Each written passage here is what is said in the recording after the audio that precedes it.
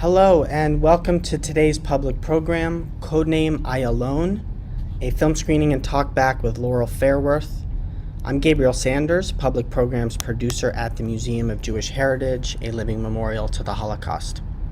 We at the museum are committed to our crucial mission of educating our diverse community about Jewish life and heritage before, during, and after the Holocaust. As part of that mission, our programs illuminate the stories of survivors, broader histories of hate and anti-Semitism, resistance against injustice, and more. Thank you for joining us today virtually. We hope you will spend time at the museum and visit our exhibitions, The Holocaust, What Hate Can Do, Survivors, Faces of Life After the Holocaust, photographs by Martin Scholler, and The Garden of Stones by Andy Goldsworthy. We are looking forward to this fall when we will open Courage to Act, Rescue in Denmark, our first exhibition for visitors elementary aged and older about the incredible story of the Danish rescue.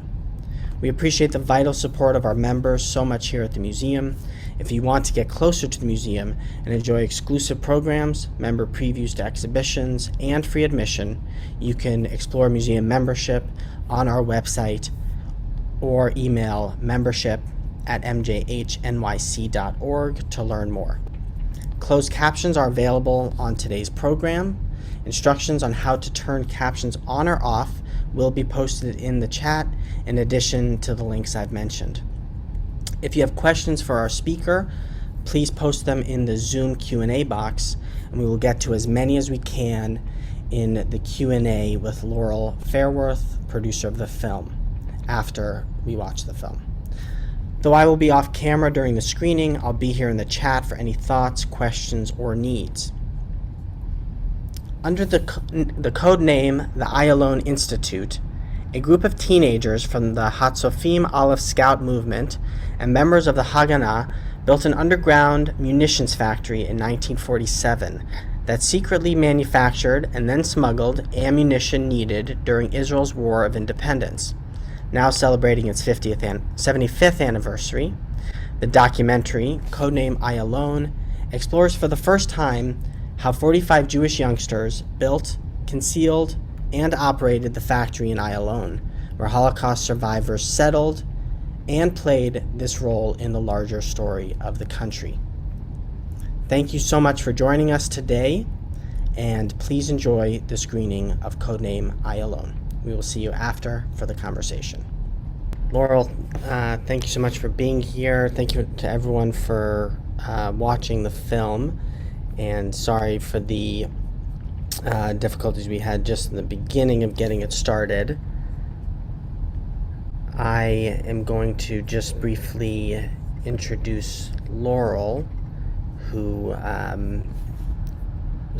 we're so happy to have join us. So Laurel Fairworth is an Emmy-winning journalist who has over 20 years of experience as a broadcaster. She has appeared on camera in New York, Los Angeles, Philadelphia, Washington, D.C., Baltimore, West Palm Beach, Florida, and Tennessee. Has produced pieces for NBC's Today Show and Nightly News, CNBC, and MSNBC. Fairworth is also the president of Cachet Communications, a public relations and marketing company. So thanks so much for being here, Laurel. And I thought we would just begin our Q&A, and I will start with some questions, and everyone can post them in the Q&A box, and I think we may have received some already. How did you learn about this story? And if it's my understanding, this is maybe the first film that you've produced. I know you have other films in the works. How did you learn about this story of Ayalon, the munitions factory, and what compelled you to make it into a film? Well, first of all, thank you for having me. And I hope that everybody enjoyed the film as much as we enjoyed learning about it and making the movie. And I actually went on a mega mission with the Federation to Israel 10 years ago.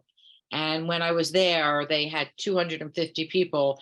Only 30 of them were taken to the bullet factory. I didn't choose it. I was assigned. And when I got there, I thought it was so magical, the place, the story, that while I was there, I vowed if I could find any of the original people who actually worked there, where were they? It was, 65 years after they had, manufactured the bullets. But if we could find any of them, I vowed that I would make a movie about it. And when I told the people at the bullet factory, they kind of looked at me and shrugged their shoulders. And I really didn't understand it till I actually came back with a crew, and year and a half later or 2 years later, and they said so many people had told them this would be a great movie, but we were the first people that ever came back. So they obviously weren't really thinking I was going to pull through. So I just, when I was there and I heard the story, I said, I think this is something that needs to be preserved before it's too late. Wonderful. Thanks so much for sharing that. So I know a part of the film, you interviewed, of course, many people. I'm wondering, what was that process like? And you've begun to talk about it, of learning about the story, but really finding the people who were, you bring so many interesting and different perspectives to tell the story, but obviously having the firsthand account of the people who were there, and I know probably was very fortunate that they were still alive and able to tell this story, and hadn't maybe had a platform to be able to do that in this way. So what was that process like of finding the people who you interviewed, the actual people who were at the munitions factory? And I'm sure that was a pretty heartfelt, and obviously such an important part of having the film, being able to really preserve and tell their stories. Well, we had a lot of help. So between people at the museum, people in Israel, and friends of mine in the media here in the States, we found the last 10 of them that were still alive. Because remember, there was 45 of them to begin with. Now this is more than 6 decades later. There were 10 of them still alive. And as you heard in the film, most of them spoke English, a few of them did not. And so every one of them that we could round up, we did. And, they had been told to keep it a secret. And I mean, when I interviewed Yehuda, we asked her why, all these years later, she said, well, they told us to keep it a secret. And even when we didn't need to, we just didn't think we did anything important. So we didn't share it. And that was the best answer I actually got. But now, as they were getting on in years, they realized what they had accomplished, and they wanted to let people know. And, it's a good thing I did it when I did, because I'm pretty sure that every single one of the older, meaning the original workers, are gone. So we got their stories right as they wanted to tell them, and before it was too late to capture their tales. Do you feel that this story, I think in the broader history of the founding of Israel, is not as well known? Do you attribute it mostly to that fact of the people who were part of it really maintain that level of, not maybe secrecy, but privateness, staying quiet about it?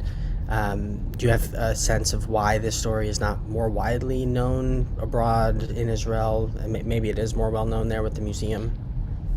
Well, the museum has certainly helped, but I would say that actually more Americans, and especially, of course, Jews, Jewish people go there to visit, but Christians, many, many Christians. When I was flying back and forth, with the crews, shooting it, many times I went and everybody on the plane was going from these different ministries, and, that love it there. And, what happened was, one person would tell another, or somebody would tell a rabbi, and they would take their congregation, and then people would love it.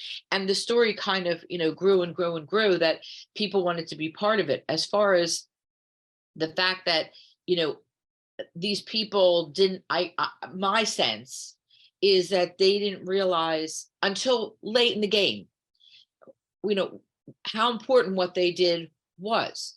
Ben-Gurion himself credits what their deeds with saving the infant state of Israel. They certainly weren't the only heroes. I'm not saying that. I'm just saying that, if you don't have any guns, you can't fight off your enemies. They didn't want to fight, but that was what the situation was.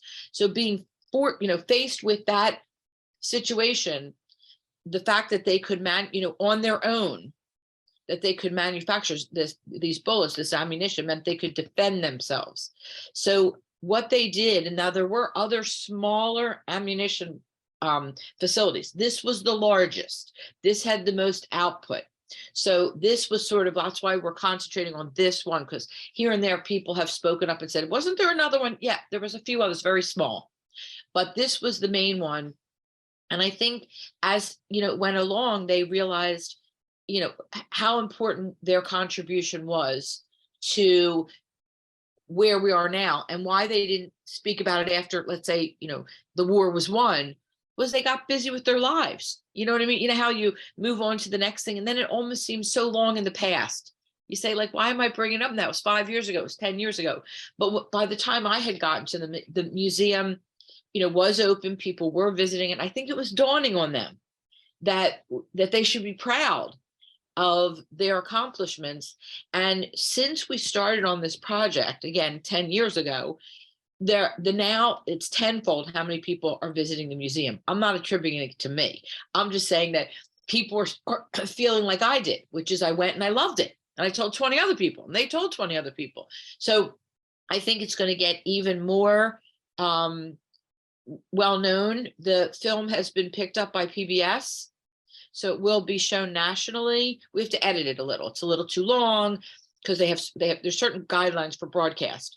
But after we edit it, and it'll take about 2-3 months, starting a couple months from now, it will be being aired for the next 2 years around the country. So I'm hoping that will even draw more attention to the place and increase attendance even further. Absolutely, I'm sure it will. And someone had a question about where else they'd be able to see it, so that answers, it'll be it'll be different places around the country. So I assume these people are calling in from New York.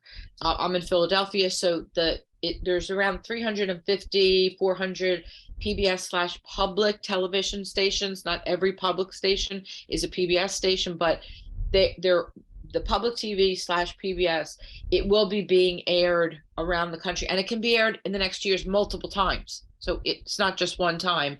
And hopefully you'll be able to see it there. I'm also hopeful that the stations usually put out sort of specials like, hey, don't forget to watch this. So the station will also be putting out, press releases or whatever.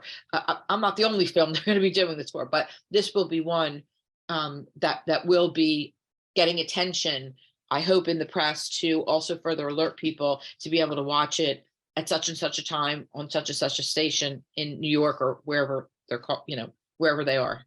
Mm-hmm. So I know you mentioned the film took 10 years to come together. No, it didn't take 10 years. I started 10 years ago. The film was finished before the pandemic. It went to 24 film festivals around the world over the last 3 years. We finished it before the pandemic.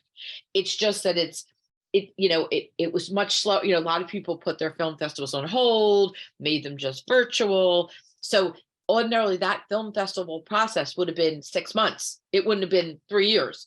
But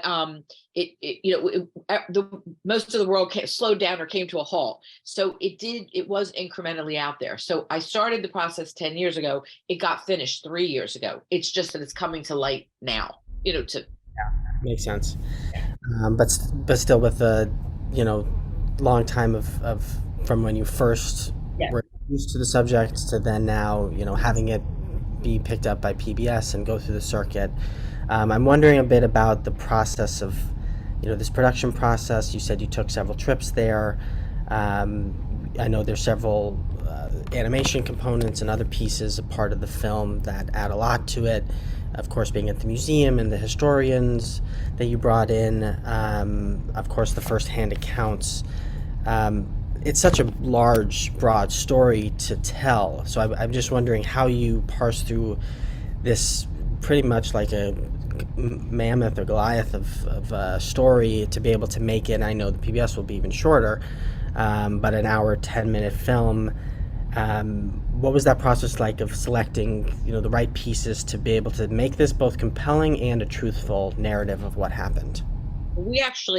We had done the film and we cut out 10 minutes. So there was even more things, but they kind of veered off a little, from the story. And actually, I wasn't going to put in it all about the smuggling component. And many friends of mine who were in news went over into programming. And I showed it to some of them and they said, well, how come you're not putting in about the smuggling? You're talking about the bullets, but what about the guns? So they suggested, so when I started putting in about the smuggling, it got a little out of control because the smuggling story was so interesting. But I felt that we had to have all these other pieces, meaning the Palestinian police, we had to give, I guess maybe as my background as a news person, I felt like we had to have it from their point of view as well. So in order to round out the story, and remember also, we didn't have much video. It was a secret. Plus no one had phones that took pictures in those days. I mean, heck, you couldn't even take the very few pictures we had, like of the group, were all that was there. So I really was limited by actual source material that I had. And that's why I had to get actors, that recreated. That's why we did animation and we did, sketches. Why, we had that woman who was sort of talking to the audience. Like we had to fill, there was so much of a story, but there wasn't really much to cover it. And being this is visual, it's a movie, it's not a newspaper story, you had to have images. So really that was the tricky part, was fleshing the story out, giving the whole unvarnished truth, all the sides. And so not making it look like we were just portraying one side, and yet being able to find the video or find something interesting to cover, to show what we were talking about. So I never, this was my first movie, but I've done a lot of shorter versions for television. I mean, we used to call them for ratings. We would do these specials, investigative pieces, which they really don't do much anymore. But we always had a lot of source material. Here, we didn't have much. I mean, we even had to go to Spielberg he's in the credits, for video that he owns, and his stuff's very expensive. So I went to so many sources to try to make it compelling for the audience. I'm wondering I'm sure there was, in the years that you were working on this film, there was, covering the story, things you knew beforehand, but there had to be a wealth of information and things that you didn't know about. Was there something that particularly surprised you in learning about this story, maybe more than the others? A moment that really maybe was also helpful in bringing the story together for you? But I'm just wondering if something specifically stood out, whether it was speaking to the people who you interviewed, doing the research. Was there a moment that was kind of formative and surprising above the rest, potentially? I don't know if I would say a moment or a person, but I would say, if I'm talking in broad strokes, about the ingenuity, of the people that worked there. It was shown in many, many ways in the film, and also about their bravery. I mean, I don't know if it can be overstated that it was much more likely that they were going to blow themselves up or get captured by the British and hung, that they were going to make any ammunition that worked. They had a little bit of training, not much. So that's what sort of struck me, is when, it hit home that not only the people who worked underground, but the people above ground who didn't even know what was going on would also have been killed as well, because the treatment would have been the same to above and below. So just because they were on the property, just because they were there, they wouldn't have stopped to ask questions. Did you know? That they all would have had the same treatment. So I was really struck by and compelled by their ingenuity at every turn, figuring out a way to solve the problem, and the fact that they were ready to lay it all on the line. Just 45 of them, just small band, for something that they really believed in. Yeah, I think you really see that in the film. I know an important part is when they need to decide collectively if they're. No one could say that they wouldn't be a part of it, otherwise he wouldn't need to out a whole new group, because they needed that collective agreement about moving forward. And then after that too, so that they had created a pact with each other, and clearly a bonding between the 45, but also you did see that in the film, how they throughout very bravely and smartly came up with different guises and disguises for what they were doing, and seemed to be one step ahead at every turn, I guess. I know we'll move on to questions from others here, and then I'll come back to one I have. One of the questions was, do you know if what level of recognition the Israeli government has given to the people who were part of the munitions factory? Oh, that's a good question. And I've never heard it asked before in all the talks I've done. And the answer is I don't know. I'm under the impression that they really haven't done anything. And they hadn't as of when the film was completed, which, like I mentioned, was before the pandemic. So I really haven't kept up with it, but I don't think that they've done really anything. They have talked to me about shortening the film so that, so we could show it at the bullet factory when, all the visitors come. That would only be 15 or 20 minutes. So, really shortening it. And they've talked about gathering the families together because, like I mentioned, I'm pretty sure all of them are gone, and doing something after the fact, doing something to honor their bravery. But I don't think that anything has been done. I'm willing to stand corrected, but that's what I think. I don't know that anything has been done for them to mark their, like, remember the one woman said, they would say they thought we were draft dodgers. We didn't have a uniform, so nobody really knew what we had done. And I'm not saying they were draft dodgers, but I don't know that there was any special honors that were awarded to them or special recognition that was given to them for their service. Well, maybe this film and the larger recognition of the story will lead to that. Yeah. Do you know if a question here of if there was a precipitating event for the story to become more public, to lead to the museum opening?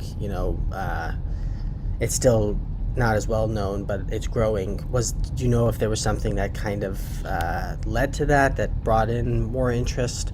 The person's asking if maybe it was the rediscovery of the hidden entrance to the factory. That was, yes. So that's what happened is that we sort of portrayed it in the film that this land was empty. It's, 20 minutes outside of Tel Aviv. So it's beautiful prime land. It's kind of on a hill. And this group was, I had to shorten this whole part, but anyway, the group heard about this land and was looking for it. But someone said they had heard a rumor there was a button that revealed a secret room. Like, they really didn't know. And that's why I remember they were in there and they were feeling around, and then they pressed the button and the washing machine swung aside. So the precipitating event was that they were going to sell the land and people were out there, and then they found it. And then Israel had a very young preservation society.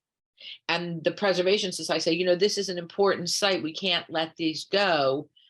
And they stepped in, and now there are 100 heritage sites in Israel, this being the #1 visited. So people were looking at the land. The Preservation Society said, we don't want to just let this go and have it developed. And they stepped in, and then they looked and saw that many of the things still, like the machines still work in the museum, and they don't turn them on regularly, but they still work.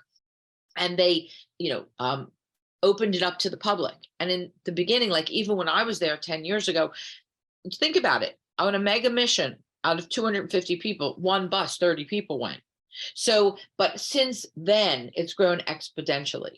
And so I think that was the event that sort of started it as a museum, but it still is kind of sleepy. Like, I remember when we drove up to it, I thought, oh, this is going to be terrible, and you walk in and it still doesn't look like much. And then they throw open these French doors and they start telling you the story, and then you get mesmerized. So, just recently, and I'm not sure if the work has been completed, I met a group of New Yorkers, and they had raised money to put in an elevator, because if you were in a wheelchair or something, obviously you couldn't get down into the underground. So they had raised money to make it wheelchair accessible, et cetera, et cetera. And I'm not sure if the work has been completed or it's about to be completed, but there's been a push to make the museum available to everybody and also to beautify it. because more and more people are coming every day. Another question here is about if any of the Ayalon people who were part of that in combat, the kibbutzniks, did they ever see their bullets? Did any of them get to, like, I don't think they were actually involved at that in 48 to see them live, but did they ever get to see, like, them in so I don't know if they did. Is that something that any of them were ever? Well, they weren't on the front lines, if that's what you mean. So they didn't actually see them being used, but you saw the image that we got where it was AE. So the bullets were, Eretz Yisrael, Ayalon. So their bullets were found that were made there because they had that marking. But I don't think that any of the people were ever on the battlefields or ever actually saw the bullets, but they knew that they had been, manufactured, smuggled, and reached the freedom fighters on the front lines. So they did know that, but they weren't on the front lines themselves to actually see them being used. Then our last question from people who joined us today is they were teenagers. Do you know the average age was roughly in their late teens? Was that? Well, you know how Israelis are, so we laugh because their idea of teenager was from, 14 to like 22. Well, 22 isn't really a teenager. So there was a pretty big span, which is like when Yehuda is talking about children. Initially I thought they were all teenagers. I'm figuring 16, 17, right? Which you could still have a child at that age, especially, 65, 75 years ago, but it seemed kind of young. But when you realize that some of them were 20 or 21, the fact that they would have had a child, isn't so odd. And I remember when I first time I walked into the bullet factory and there was a picture hanging of these beautiful children. And I just thought it was a picture. I said, whose children are these? And they said, they were some of the bullet factory's workers. I'm like, what do you mean? Like, they were born here? And they said, yes. So their idea of teenager was pushing the boundaries in each direction a little bit. So there was a wide scope. I would say like 8, 9 years between these, in quotes, teenagers, but they were all young people. I mean, they weren't 10 and they weren't 25 or 26. So I know you're working on a new film. Are you able to tell us a little bit about that next project? Sure. We're actually working on a trilogy. So, God forbid we just do one film. We have to do 3 films. So it's going to be a 3-part docuseries. And each one of the documentaries is going to be about the relationship between Blacks and Jews, the partnership between Blacks and Jews in 3 separate areas. The first film is music. So Blacks and Jews and their collaboration of music. The second one is going to be sports. And the third one we're calling culture. So it's going to be civil rights and it's going to be education. It's sort of a grab bag for, a lot of things. Naturally, in this music and sports, it's against the backdrop of civil rights and what was going on at the time. But the emphasis is going to be about the way that they work together to create music. And actually, those 2 groups, Blacks and Jews, made the Great American Songbook. Most of the music that we think of as American music, with the exception of probably, obviously gospel, but country or opera. So if you think of jazz, blues, hip hop, rock and roll, R&B, all those things are Blacks and Jews collaborated. So we didn't mean to make it in this volatile time. We started this 2.5 years ago when this film was already done and going to film festivals. And over that time period, we've seen what's happening with the rise of anti-Semitism. And so our goal is not to preach, but to enlighten, to entertain, but also to educate. And a lot of this we're aiming for, for people of all ages, but also younger people, because many of them have no clue that 2 disenfranchised people, 2 at the time marginalized people, came together to create things that are very powerful, and how working with another group, you can have something that's greater than the sum of its parts.